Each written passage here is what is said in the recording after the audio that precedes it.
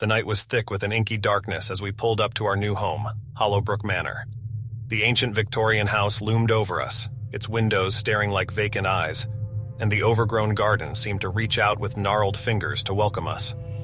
The moving truck's headlights cast eerie shadows that danced across the facade, sending shivers down my spine.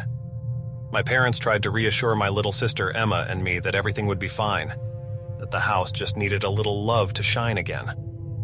But as we stepped inside, the air turned frigid, and an ominous feeling settled in the pit of my stomach. "I don't like it here," Emma whispered, clutching my hand tightly. I couldn't blame her. The atmosphere was suffocating. The walls seemed to whisper secrets of the past, and the faint echo of footsteps echoed through the corridors. The previous owners had warned us that the house had a reputation for being haunted, but we had dismissed it as superstition. My parents tried to shake off their unease and busied themselves unpacking, but I couldn't shake the feeling that we were being watched. The hours seemed to crawl by as the night deepened, and the creaks and groans of the house intensified. When bedtime finally came, Emma and I huddled together in our new room, seeking comfort in each other's presence. But the shadows that danced on the walls seemed to twist into sinister shapes, and every sound sent our hearts racing. As I lay in bed, I noticed a faint glow under the crack of the closet door. Curiosity mingled with fear, and I tiptoed over to investigate. My hand trembled as I slowly opened the door, revealing a dusty, old-fashioned dollhouse sitting on the shelf. Emma peered over my shoulder, and we both gasped in horror as we saw tiny figures moving inside the dollhouse, mirroring our actions exactly. It was as though we were being watched by some unseen force. "Let's get rid of it," Emma whispered, her voice trembling. I agreed, and we quickly carried the dollhouse down to the basement, hoping to forget about the eerie incident.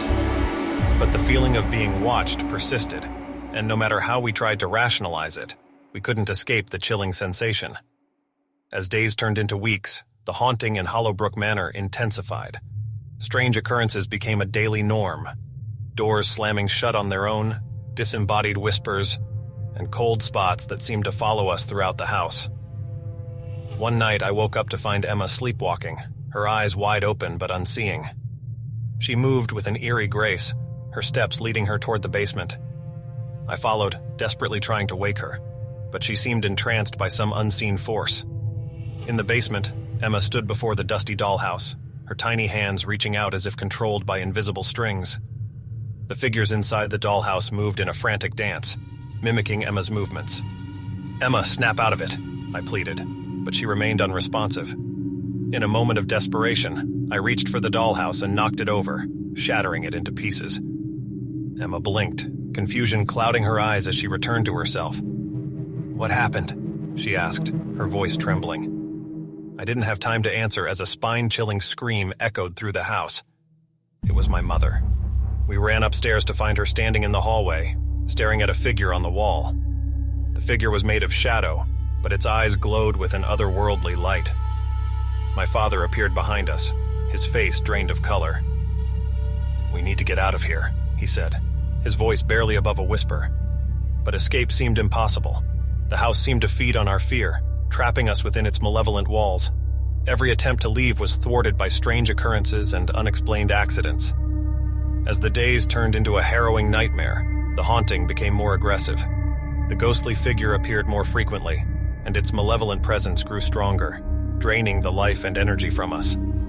We began researching the history of Hollowbrook Manor, and discovered a tragic tale of a family who had once lived there, only to be consumed by madness and tragedy. The house had a dark past, stained with sorrow and despair. Desperate for answers, we sought the help of a local paranormal investigator.